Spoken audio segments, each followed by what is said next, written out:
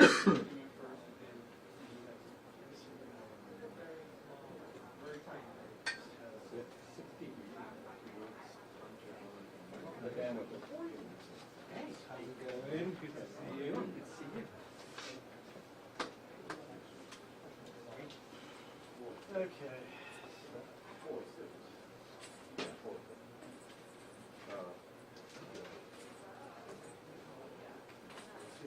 So too bad. What do you want me to do?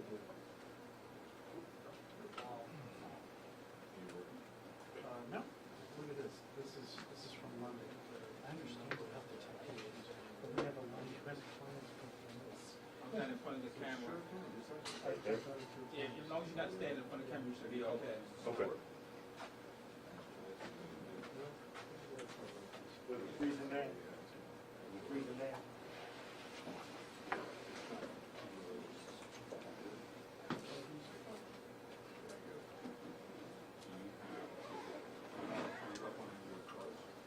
It says, the unit is recovering from internal error. Please do not reboot.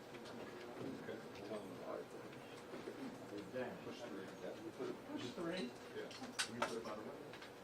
No, it's an internal. Oh, Phil.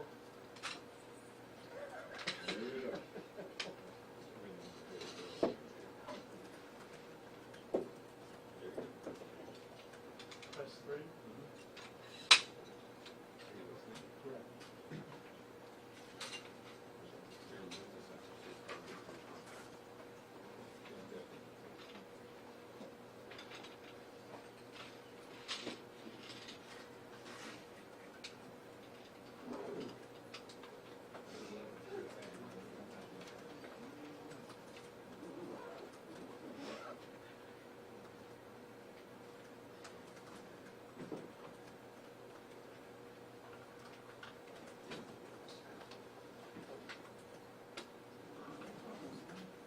Sean's on hold.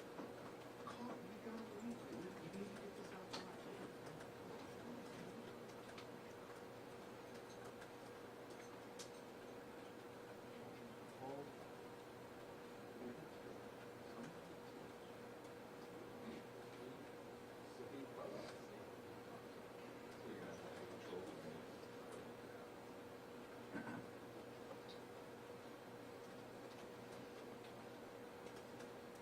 Let's go.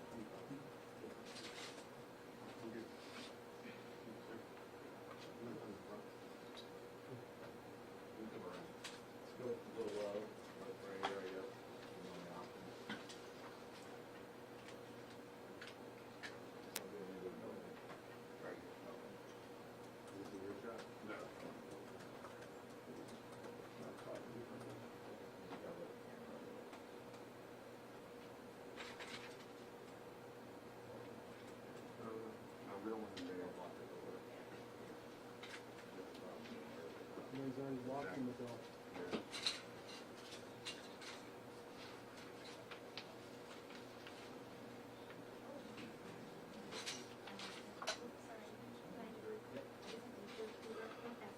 I will come back this way though. Okay, oops, sorry. Hi everyone, I'm Jennifer Gabris. I probably talked to most of you over email. We're going to get started at 1:10. So just so you know, this is an on-the-record briefing with NTSB Chair Jennifer Homendy and Rob Hull, who's our Director of the Office of Railroad, Pipeline, and Hazardous Materials. We're going to discuss the factual information that we know to date, as well as rail safety. Chair Homendy is going to give some brief remarks, and then she'll do some Q&A. During the Q&A, if you could raise your hand, say your name and the outlet, and then she'll answer your questions. Okay?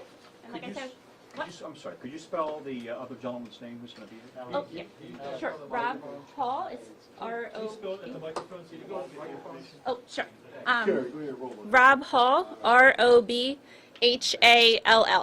And his title again is? He's the director of the Office of Railroad, Pipeline, and Hazardous Materials. Okay, thank you. That's a single person, single talk person. The chair is going to be the primary spokesperson, so that's Jennifer Homendy. Normal spelling of Jennifer, Homendy.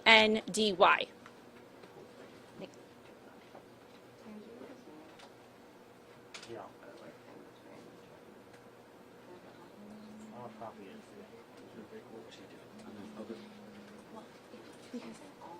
Rob, Rob Hall, who's one year. I presume ROB, Rob. Was that? I just asked you. Oh, thank you. I like these simple names. Keep them rolling. Oh, perfect. Perfect. Thank you, Jane. Appreciate it. Coal balance, 3,200. Yeah, I'm at 33. I think it's pretty. All right, thanks, man. I think 32 is a little low to me. But I think Alex, it's 70. If it's 32. 70, 32. I like 33, Alex. Which team are you gonna join? Either betray your fellow. It's okay. You can do it. You can go. You can stick with Jane. You guys are speaking a whole language I don't speak. That's all right. Did you get that last one? Jane can barely read. Yeah, I'm looking at it now. Oh, gee. Thought you'd like. I can barely English. You got more languages than you do. 2? Oh, that's it. I have 2.5. So we match. Well, yeah, 2.5. 2.5. I'm losing the game. Yeah. So, They said how long for fighting on this day? 3 hours. all right. Great. Thank you. Yeah, Well, that'd be I great. did as well. Well, but I thought it was in the room with like 60. Only.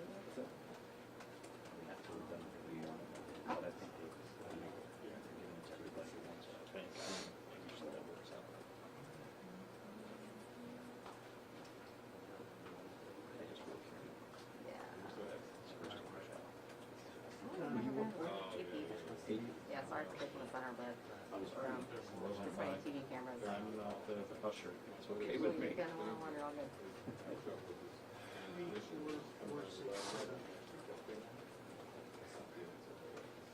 Hey, Eric, is she still hobbling a little bit? Yeah, she's gonna be in a little Oh, roller thing. Wheelie? Wheelie. She broke her foot. Or her ankle. Or two ago. Use your own I think. Yeah. Was it her foot or her ankle? What? She's got plate, screws, the Oh, whole. wow. I thought we were doing it here. Oh.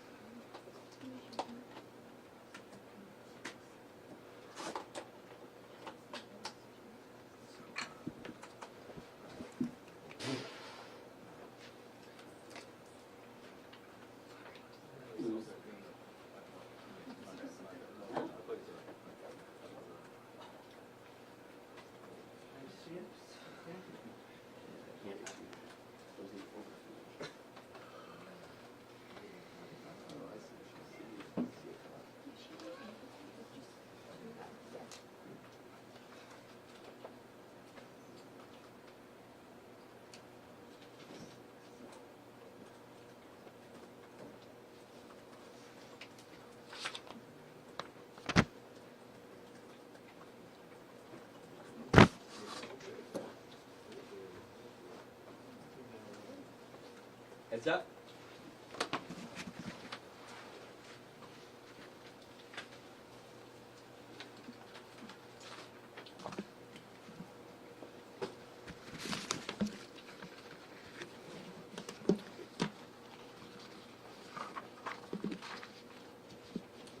All right, thank you for joining us.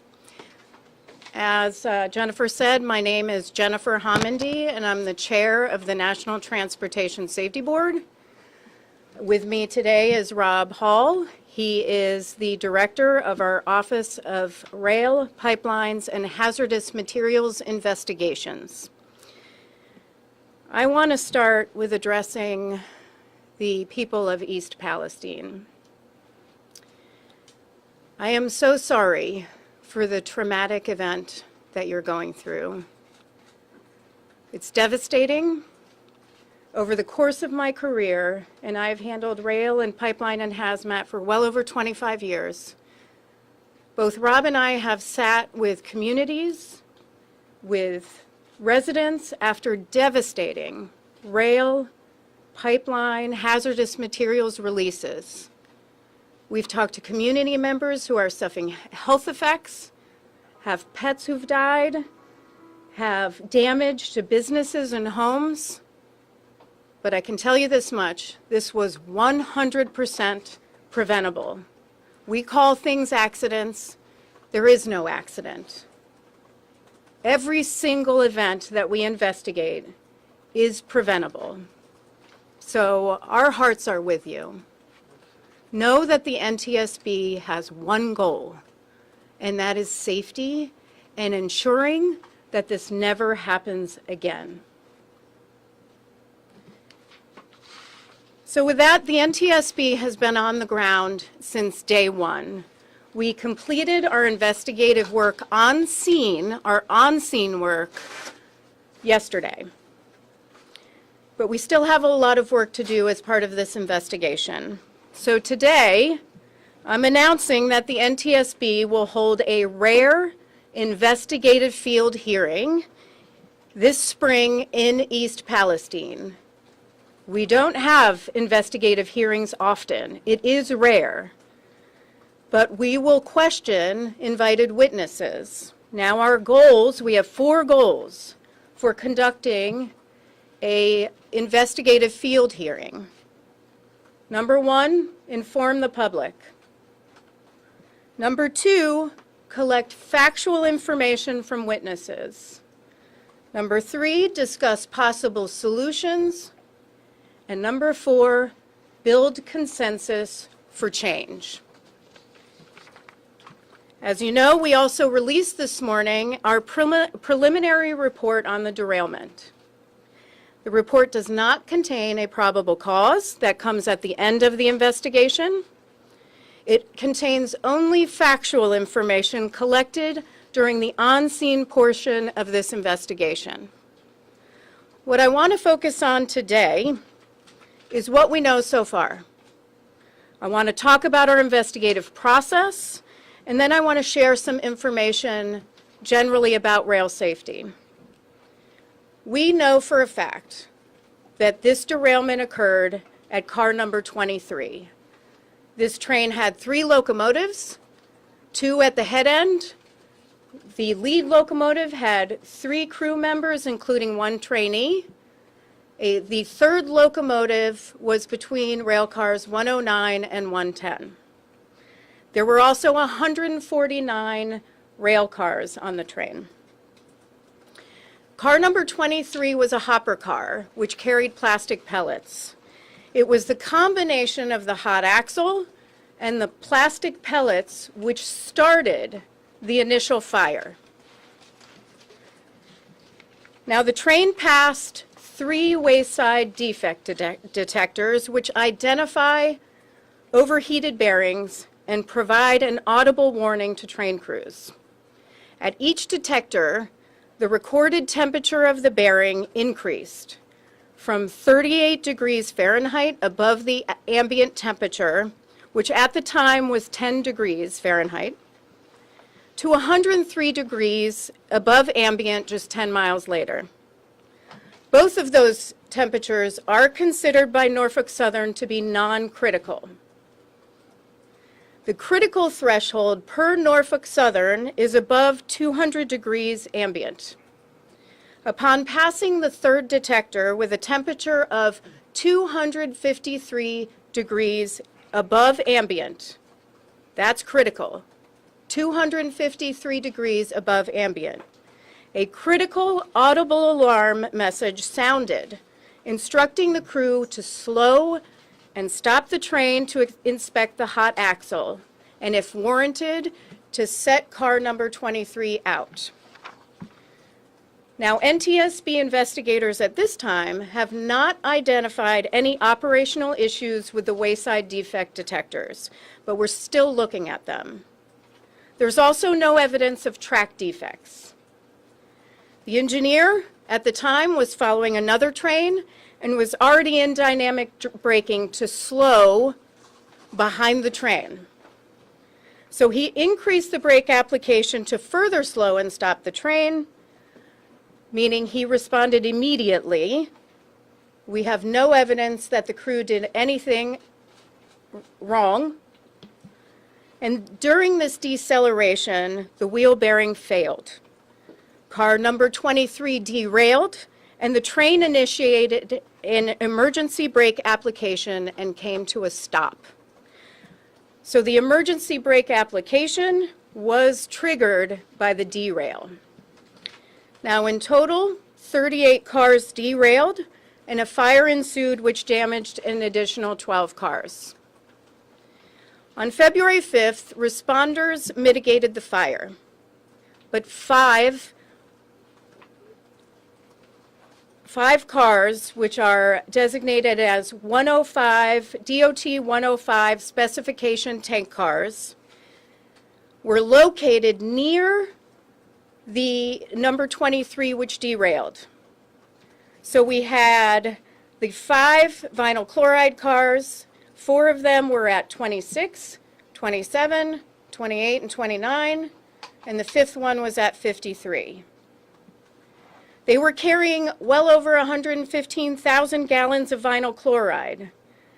Now that continued to concern authorities because the temperature inside one of the tank cars was increasing, which could result in a catastrophic explosion. The critical point is 180 degrees, and at the time, one of the cars was reading 140 degrees. As you know, the responders then scheduled a controlled venting of the 5 vinyl chloride tank cars to release and burn the vinyl chloride. The NTSB had no role in the decision-making or carrying out of the vent and burn. And I want to repeat that. We are not part of the decision-making or the carrying out of the vent and burn. The Federal Railroad Administration has guidance for how to conduct vent and burns. So as part of our investigation, we will evaluate whether the vent and burn was carried out according to that guidance and whether that guidance needs to be updated. With respect to the tank cars, transporting the hazmat, the train consist, that's the list of what's included in the train by car, included 20 hazmat tank cars transporting combustible liquids, mostly lubricants and cooking oil, flammable gas, and the vinyl chloride. 17 of those 20 tank cars were fully loaded. 3 were residue cars. All of those cars were placarded, though the placards were plastic and melted. Aluminum also melts. So we are looking at that situation, and we'll determine whether we recommend something else that could protect placards. Placards are there to tell emergency responders what is on a tank car and what the dangers are to themselves and to others. They are critical in response and in protecting the community. Yesterday, our investigators conducted a detailed damage assessment of the tank cars, including identifying and measuring breaching damages, noting where entire lading was lost, the condition of pressure relief devices, and other service equipment, underframes, and welded attachments. They also secured the top fittings on the vinyl chloride tank cars, including the pressure relief devices, and we're sending those to Texas to be tested. The wheel bearing from car number 23 has also been collected, and that will come to NTSB headquarters. We have a recorder laboratory, and we also have a materials laboratory that will come to our materials laboratory. So here's what we're focused on in this investigation: the wheel set and the bearing. Roller bearings typically last the life of a wheel set, but they do have a finite life, typically between 100,000 and 300,000 miles. There are a number of causes for overheated roller bearings. These could include fatigue cracking, water damage, mechanical damage, a loose bearing, or a wheel defect, and we will look at all that. We will look at rail car design and maintenance practices of Norfolk Southern, as well as Norfolk Southern's inspection procedures.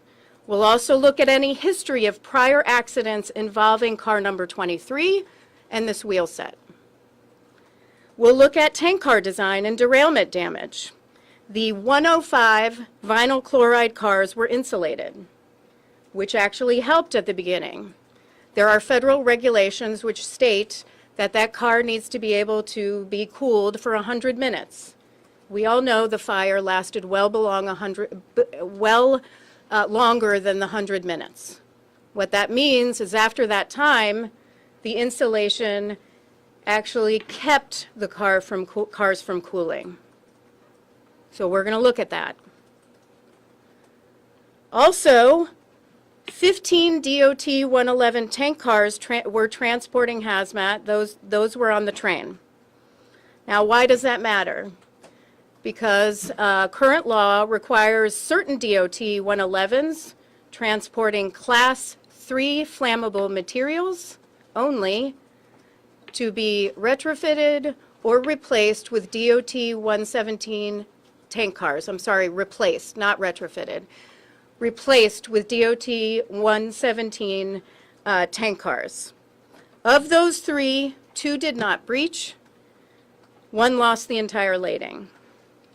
Now, it's important to note that the damages to all 15 111 tank cars, including the ones that are not captured in current law, were typical of DOT 111 performance we've noted in numerous previous accident investigations. So we're going to look at the 111 tank cars as well. In the course of the investigation, we'll also look at Norfolk Southern's use of wayside defect detectors. We're going to look at the spacing of those detectors, whether information is or should be monitored in real time with data trending from a control center. And we'll look at the temperature thresholds, which indicate immediate action once an overheated bearing is detected. Again, spacing and temperature are set by the railroads and vary considerably by railroads. We'll also look at how crews are alarmed and the instructions for responding to those alarms. Now, roller bearings fail, but it's absolutely critical for problems to be identified and addressed early so these aren't run until failure. I'm going to quote a report from the Transportation Safety Board of Canada in a 2013 report which looked at wayside defect detectors and roller bearings. They said, "It is recognized in the railway industry that wheel set roller bearings can fail catastrophically in as few as 10 to 15 miles on a train traveling at track speed. You cannot wait until they've failed. Problems need to be identified early, so something catastrophic like this does not occur again." This, of course, was much earlier than 10 to 15 miles, so we're going to look at that. Finally, we're going to look at the accident response, including how responders and the public received information prior to and right after the derailment. An informed public can be prepared to implement protective actions when accidents occur. While the general public may not require detailed information, such as the specific numbers, dates, and times of hazmat tank cars traveling on any route, they need to know, absolutely deserve to know, whether they live or work near a hazmat route. They also need to be aware of the hazards associated with releases, what railroads will do to prevent accidents and mitigate consequences, how to recognize and respond to an emergency, what protective action to take in the event of a hazmat release, and how to contact railroads and federal authorities regarding specific concerns, and that should also include state authorities. Now, we've issued a number of recommendations, rail safety recommendations. These are recommendations to improve rail safety following tragedies.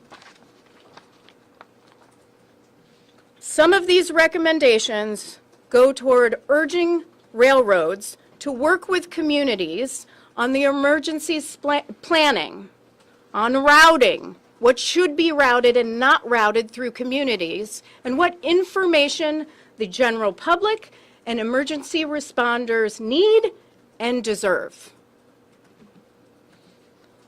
So now I'm going to move into what is the NTSB's process. We are still in the fact-finding phase. You might say, what takes so long? We know what derailed the train. We have a lot of questions. In the initial stages of any investigation, we often receive information that's inaccurate. So we have to ask a lot of questions. And those questions create more questions so that we dig deep.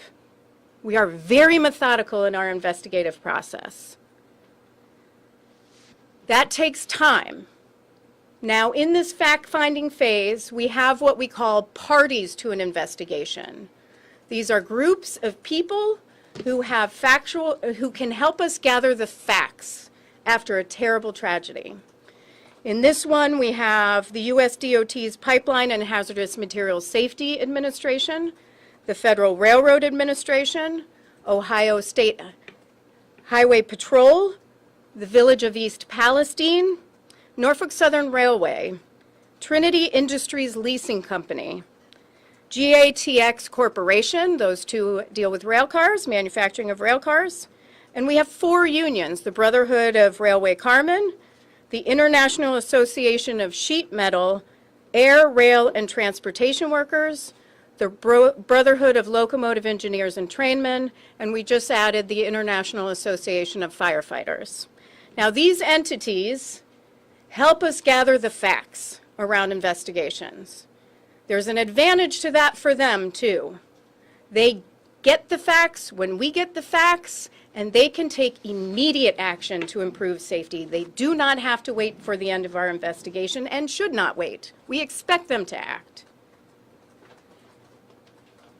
Once the fact-finding is concluded, which takes a few months, then everyone will agree in the facts. That will go into factual reports, which will be included in our public docket. Then we will go into our analysis phase. None of those entities are part of the analysis phase. They cannot. The NTSB is an independent federal entity, and we need to remain independent. So we conduct the analysis of those facts, and we issue safety recommendations in a final report, as well as findings, the probable cause or causes, because there could be contributing causes. And for this one, it'll probably be 12 to 18 months from now. But here's what I'm going to say to the communities, because you might be saying, what takes so long? Again, it takes a long time. We are very deliberative. We are the gold standard when it comes to investigations globally. And we are methodical in our approach. But if we see a safety issue that we need addressed immediately, something systemic, we will not hesitate to issue an urgent safety recommendation. We did that just a few months ago, and FAA acted on that immediately, so that process works. And we will not hesitate to do it again, especially in this one. So with that, there is a lot more work to do. So I'm just going to pledge to the community and to others, we never go away. Our whole goal is to improve safety, to issue safety recommendations to prevent this so East Palestine and other communities never experience this again. We will work then, after those safety recommendations are issued, to get those recommendations implemented. There are recommendations we have consistently worked on for 50 years. Positive train control is a great example. We don't give up, and we won't give up on this one. So thank you. I'm going to take questions. Please raise your hand and state your name and your affiliation. Madam Chair, Yes. Sheldon Ingram, WTAE-TV, Pittsburgh's Action News 4. The fact that the crew didn't try to stop the train until it reached that critical stage, does that suggest a system-wide failure, that they weren't alerted or didn't react sooner than when it reached 250 degrees? So the question is, why did the crew not react after the first two wayside detectors, where it was identified 38 degrees above ambient temperature, which was 10 degrees at the time, and then 103 degrees. They did not react till 253. Those two initial temperatures are designated by Norfolk Southern as non-critical. The information they receive is they don't have to do anything, so they were following procedures. Once they got the critical alarm of 253, they took immediate action. In your estimation, does that warning threshold have to change? We're going to look, so the question is, does that warning threshold have to change? The warning threshold is set by railroads, and again, it varies by railroad. We're going to look at that and see if that threshold should change. That's going to be one of our priorities in this investigation. Tom. Tom Costello with NBC News. Is there any suggestion yet what actually caused the overheating? You said there's a list of possibilities, but is there any leading candidate what was causing this overheating with the bearings and potentially then the axle? The question is what was causing the overheating of the bearing and therefore the axle? It's a great question, and it's something we have to look at as part of this investigation. Right now, we've collected information that we need on scene, the type of information that goes away when we release all the rail cars and when we release the scene. But that is exactly what we have to look at. I'll tell you one thing. We have one of our incredibly skilled investigators looking for other cameras along the route, just to see if we can see other things. There was that one video that was aired. We want to see if there are other ones, because what we're getting from the defect detectors, we want to make sure, does that match up? So we're digging into that. Amanda. Hey, Amanda from ABC News. Thank you so much. Back to the wheel bearings. That increase in temperature over that short distance, does that raise alarm bells to you? And was it too late by the time the crew was notified? And why are those standards not set by the government? Was it too late by the time they were notified of 253 degrees Fahrenheit? And is that something that should be set by the government? I will tell you that had there been a detector earlier, it would not have, that derailment may not have occurred. But that's something we have to look at. And we'll have to look at lack of federal regulation, see if there's any guidance from the Association of American Railroads on that and what they follow. But that is definitely something we have to look at, because there is a great amount of variance between different railroads. Does that answer your question? Alan. Hi, thank you very much. Alan Levin with Bloomberg News. I'm interested in these wheel bearing detectors, or hot box detectors, I guess. Have you done investigations in the past in which those were causal? And do you have any existing recommendations on them? Do you want to answer that, Rob? I'm going to not stumble over here. Go ahead. No, go ahead. We do not have any. Go over here. Sorry. We don't have any current recommendations on those. I would point out that the hot box detector would not be causal. The cause is the bearing overheating. There are other detectors as well in addition to hot box. They do use acoustic detectors to detect noisy bearings, which is another indication of a failure. So, but no investigations in which the hot box was part of the chain. at least not in the last decade. Sir. Blair Miller with Cox Media Group here in DC. You talk about testing of the equipment, whether it's in Texas or here. How important, how key will that be in your investigation? The question is how important the testing of the different components that we have identified for further evaluation, how key that is to our investigation. Incredibly key.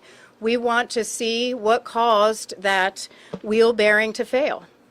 And then we want to see how those top fittings performed on the vinyl chloride tank cars.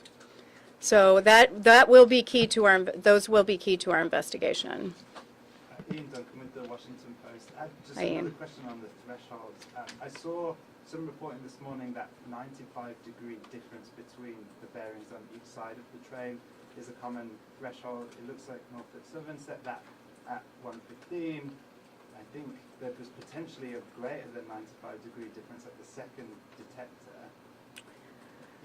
So it's a measurement of the different sides of the train, so the different wheel bearings, and it's the difference between the two, which Norfolk Southern sets at greater than 115.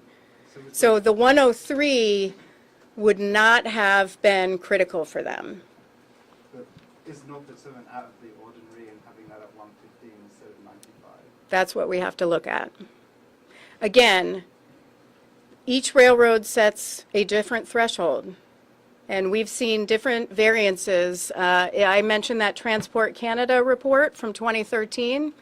CP and the Transport Canada notes the differences between how Canadian Pacific and Canadian National designate their thresholds and designate where wayside detectors are. I'm so sorry. Could you maybe paint a picture for us? Is this a box, an infrared box on the side of the tracks that the train goes by? I guess I'm trying to visualize how exactly this works. And I'm picturing a box with an infrared scanner that is reading the undercarriage of the train. Is that accurate? Yeah, it actually points up, but I will let our experts. Yeah, that's essentially what it is. That's essentially what it is. In this case, it was down on the ground, pointing up. The train goes over the top of it. Over the top of it. Okay. In some of these wayside detectors, not here, they're actually a shed that the train drives through, which protects everything from the elements. But there are a number of different types of detectors. Again, it's something that's not regulated. And is it using an infrared beam, or help me make sure we're using the right language here? That's my understanding, is that it's infrared based. Yes, then we'll go over here. All right, Zach Ledrick, The Hills, thanks for doing this. Can you speak to whether or not there's been any determination, whether you can say at this point whether there was any wrongdoing on Norfolk Southern's part?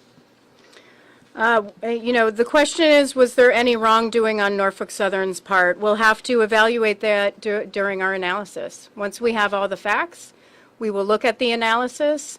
I think we will do our own analysis. The advantage to having the Federal Railroad Administration and the Pipeline and Hazardous Materials Safety Administration as parties to our investigation is they have enforcement authority. They are getting the factual information when we are getting the factual information, so they can take action on enforcement. They'll know. Tanya Snyder with Politico.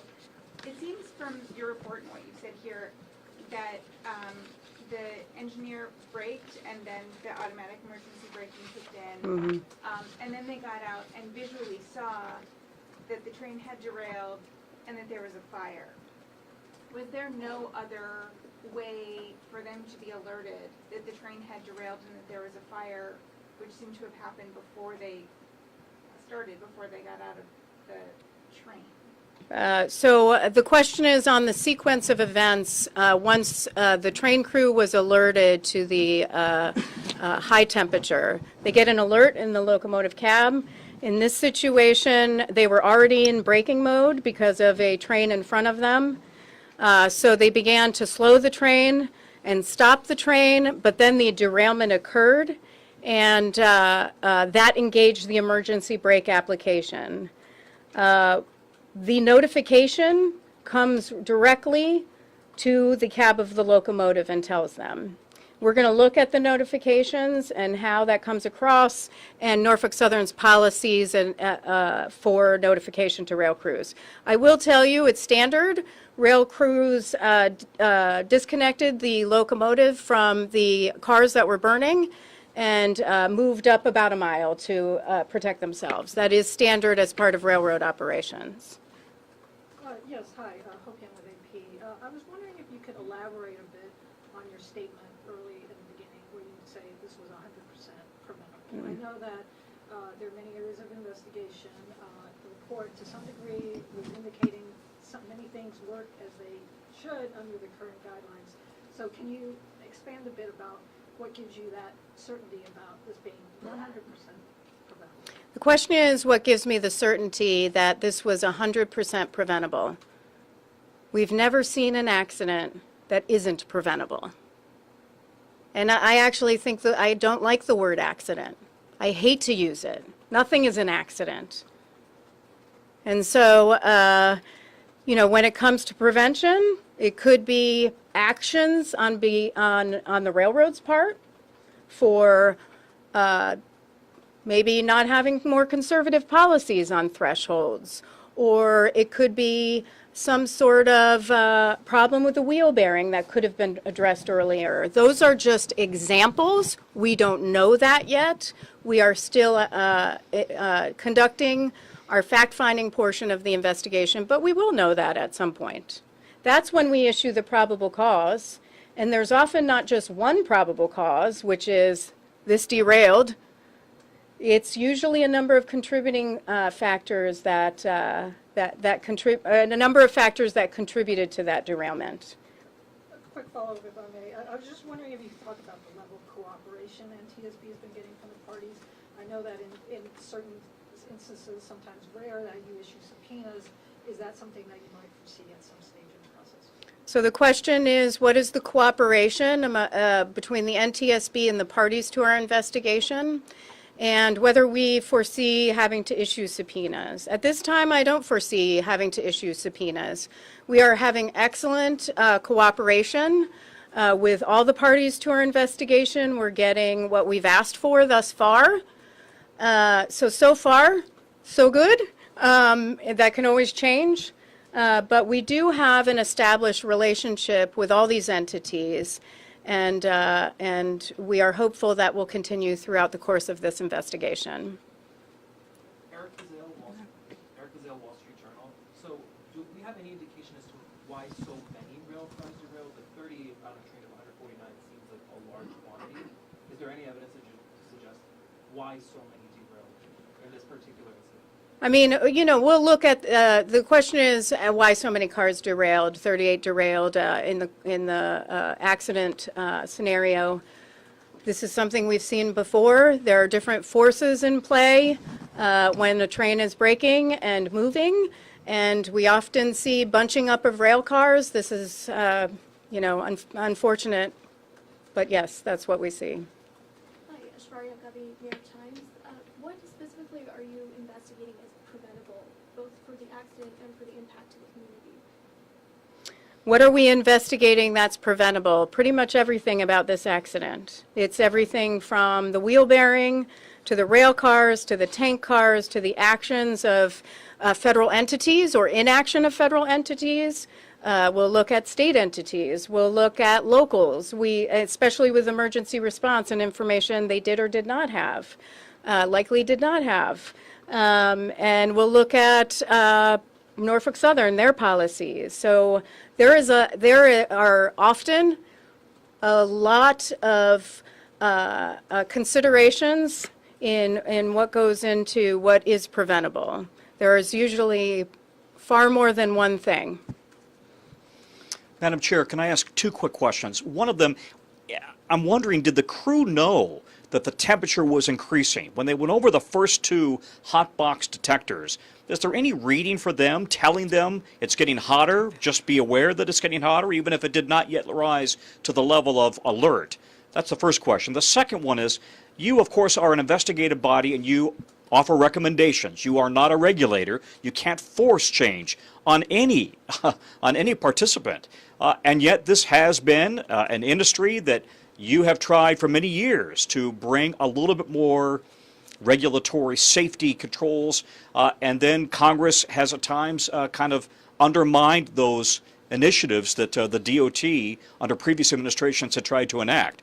I'm just wondering your level of frustration. You said you're committed to going forward here, but your level of frustration that this has been in many ways something that for decades you, the FRA, Congress has looked at, and yet not a lot of progress. So again, those two questions, if you don't mind.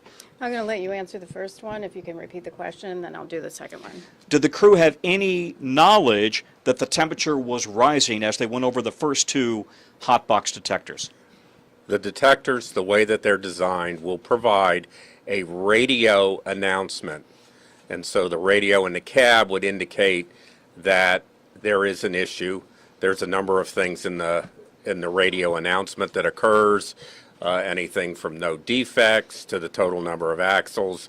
It would have announced the temperatures at this particular axle and told them which axle it was from the front. Just an automated computer voice kind of thing over Yes. the radio saying Yes. this is your speed and or this is the temperature rather, and yes, it did not yet rise to a critical level. Yes. Okay, thank you for that. And again, your Yeah, thoughts about the other issue. And I was asked about my thoughts on the level of frustration on our rail safety recommendations. We don't have the authority to act on recommendations. We issue safety recommendations to the entities that might be involved. It could be Norfolk Southern, could be FRA, could be the Pipeline and Hazardous Materials Safety Administration, could be rail car companies. We'll just have to see who that is. I want to just talk a little, let me back up a little bit on this because I do want to highlight numbers. I've seen this 1096 number out there on derailments. That includes Class 1s, the commuter railroads, the Amtrak, and the short line railroads. If you're just looking at the Class 1 freight railroads, and I looked at this myself just the other night, confirmed it with FRA, if you're just looking at derailments, it's in 2021 for Class 1 freight railroads. So it's the major railroads. We're talking Norfolk Southern, CSX, BNSF, UP, CN, CP. So what we have is 868 derailments in 2021, 68 collisions, 330 that are designated as other. A lot of those are obstructions on rail track. And so, you know, I raise that because we can improve safety in the rail industry. And we have a number of our safety recommendations that are on our most wanted list of transportation safety improvements that we have been fighting for decades to get implemented, which would improve rail safety. But I want to be clear.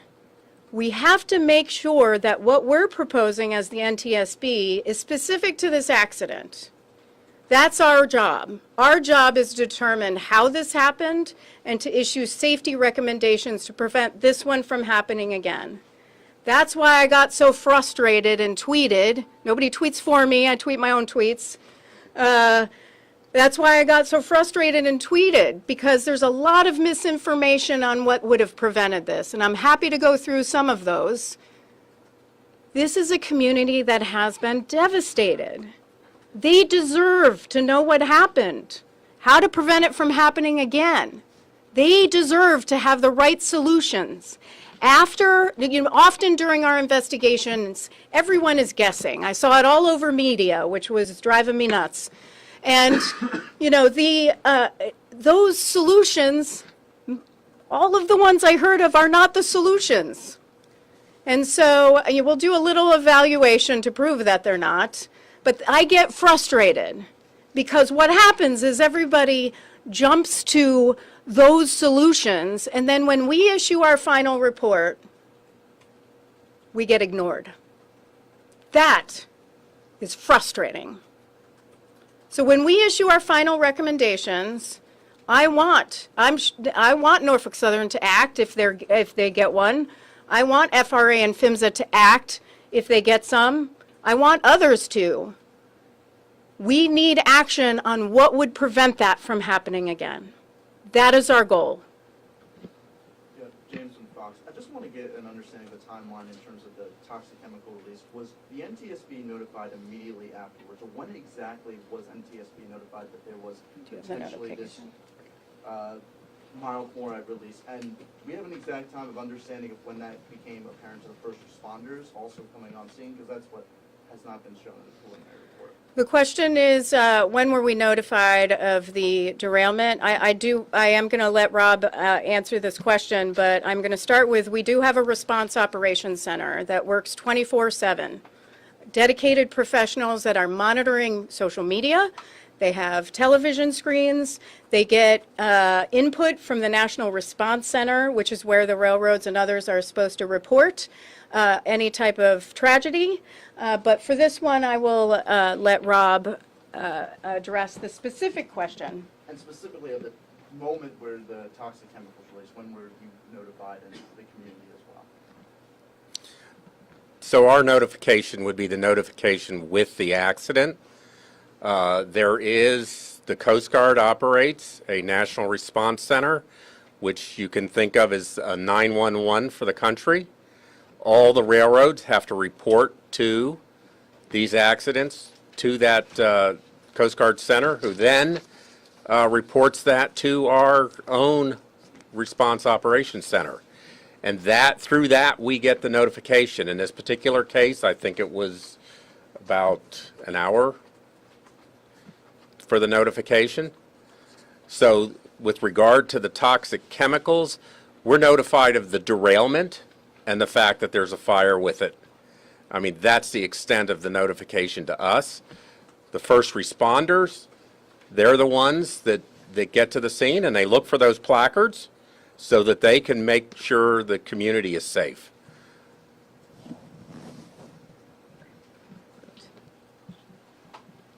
Tanya Snyder again with Politico. Can you say a little bit more about the polymerization of the vinyl chloride that was happening inside one of the rail cars and why that was happening in one rail car, not the others?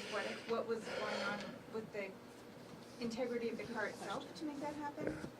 The question is about the polymerization that was going on in the vinyl chloride tank cars and why one tank car and not the other tank cars. So vinyl chloride, it's a monomer, and it's actually the monomer from which we make PVC, polyvinyl chloride. And so there was a chemical reaction. It was initiated by the vinyl chloride monomer getting too hot. And of course, in a fire environment like that, the amount of heat flux on each car is going to be a little different. So the car that was observed to have the rising temperature probably had the highest heat flux during a fire. That polymerization reaction is an exothermic reaction. So it's going to add heat to the car, which is why the car temperature was rising. It does reach a point where the temperature added by the reaction actually causes the reaction to speed up. So the rising temperature causes the reaction to speed up, which causes the temperature to rise more, and you reach what they refer to as a runaway reaction. And that's what that 180 degrees, you want to stay below that so you don't get into a situation of a runaway reaction. That was the big concern, that that would go to a runaway reaction. I want to call on somebody who has not been called on yet. Hi, Brian McGill, Wall Street Journal. I want to talk about the plastic pellets that caught fire with the hot axle. Did that happen before the derailment or after you had no? No, the question is, when did the plastic pellets, when was the fire initiated with the plastic pellets? That was after the derailment. And which axle was on 23? Front or which axle? Go ahead. The car 23 was the car carrying the plastic pellets, the car with the hot axle. I actually don't know whether it was the front axle or the rear axle at this point. Sir, the one in front, yes. Hi, Rashad Hudson, Nexstar Media. Can you speak a little bit more about the rare investigative field hearing you plan to hold? What do you plan to learn, and will you make sure that Norfolk Southern is there to hear concerns from community members? Yeah, so the rare investigative field hearing I mentioned, our investigative field hearing, we do not conduct those on every investigation. It is very rare. I think the last one was a Southwest Airlines investigation that investigative hearing that we held a few years ago. The investigative hearings are different from a town hall. Investigative hearings are invited witnesses so we can get facts and we can talk about possible solutions surrounding what occurred, why it occurred, how it occurred, and what would prevent it from reoccurring. And so we will invite Norfolk Southern. Part of your question was, will we invite Norfolk Southern? I'm sure we will invite Norfolk Southern as part of that panel. What happens in those investigative hearings is each of the board members will ask questions of the panelists. Possibly a few staffers might also ask questions of the panelists, so we can really dig into the information to identify what occurred here. And go here and then to Alan. Kyle Mazza from UNF News. Former President Trump visited East Palestine and decried the Biden administration, your federal government response. What's your reaction to him saying that and decrying the Biden administration, Transportation Secretary Pete Buttigieg for not visiting too soon, in his words? What do you say to the former president, since he's not in government now and you're there? Yeah, so this is what I'm going to say. Enough with the politics on this. Enough with the politics. I don't understand why this has gotten so political. This is a community that is suffering. This is not about politics. This is about addressing their needs, their concerns. That's what this should be about. So I don't care about the politics. What I care about is caring for them. What I care about is figuring out how this happened. And what I care about, and the NTSB cares about, is getting to what would prevent this from reoccurring. Safety is the only thing we care about. Politics is left at the door. Politics is not part of our investigative process. Our credibility rests on us carrying out an objective, thorough investigation, and that's what we'll do here. Thank you for the question. Sir.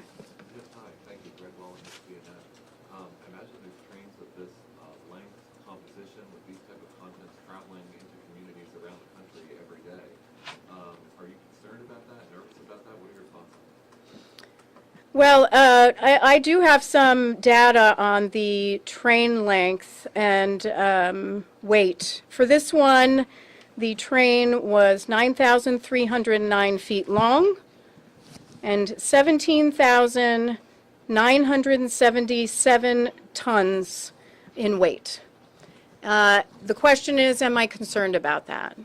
I'm concerned about any train that transports a hazardous material or could negatively impact a community, just like I'm concerned about other modes of transportation. This is why the NTSB exists, so that we can get to zero in all modes of transportation to improve safety over time.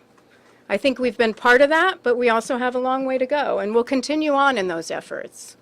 So I'm always nervous, of course, and I care for we all care for the communities because we work with them afterwards. But, you know, we need to make sure that after these tragedies, because I go back to our recommendations and something Tom asked about. It is frustrating when our recommendations don't get implemented. And I tell you, it's particularly frustrating for our investigators when they go to another accident scene and say, I saw this on this one. Why wasn't it addressed? Sometimes our recommendations are not implemented. That is frustrating. If they were, those numbers I read you would be much lower. 2 more questions? Go for it. Thank you.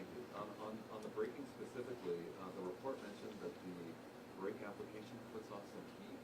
Are you at all concerned that the brake application, whether it's over a distance or immediately then, may have increased the temperature and led to the overheating axle superheating? I'm going to allow you to answer that. The braking that occurred prior to the critical alarm was dynamic braking. That's using the motors in the locomotive as generators to slow the train. That would not have added heat to the axle. So the critical alarm occurred before then, before they actually used the train line brakes. All right, since that was a follow-up, I'll do two. Alan. Hi, thank you. I'm wondering if you can provide a little bit more information on where the last sensor was and where the derailment occurred. It seems that they're quite close, but I can't tell, maybe I missed it from the report, of the distance. Was it 100 feet, 1,000 feet, or roughly, obviously? They certainly are very close. We are getting the numbers. Part of that has to come from our event recorder data, and we haven't yet done the full analysis of the event recorder. The event recorder will tell us exactly when the emergency brake application occurred, and we can use that with the location of the detector to understand how far the train had moved when the derailment occurred. So that's an analysis yet to be done. One more. Anybody who didn't ask a question first? Okay, Ian, you're up. So the video that we have, it looks like the bearing's basically on fire or really hot at that point, and I think that is very close to that second detector. Is the condition of it being so hot consistent with the reading that was coming from the detector at that point? Yeah, so we're still looking at that video, and we're looking at others, and that's why we're trying to find other videos to determine, what was going on there. We believe that it was hot, and at that point, grease is burning. That's what we believe on the axle. But do you want to add to that? Yeah, okay. So we are researching that particular video as well as other videos. We've been contacting businesses that have security cameras all along the route. One of the things we have to do is get the actual location of the camera. So we had that video, we didn't have the actual location down to the foot. And so as we do this analysis and look at all of these video cameras, we're going to get the actual location so that we can estimate, when this occurred. With regard to the temperature measurements are obviously on the outside of the bearing housing. So the video is looking at the end of the bearing housing, vice the bottom. So there may be some difference there as well, and we will look at what effect that might have had on the actual temperature measurement in the accident. All right, well, we thank you very much.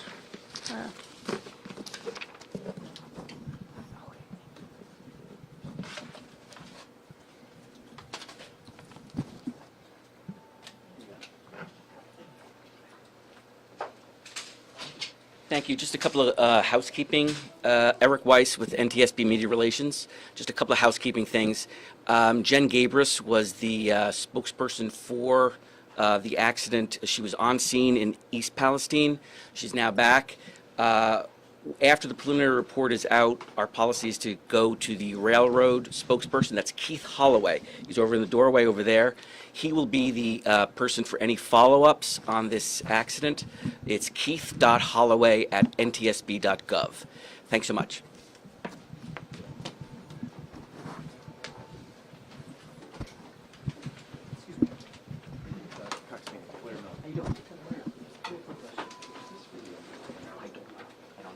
Yeah.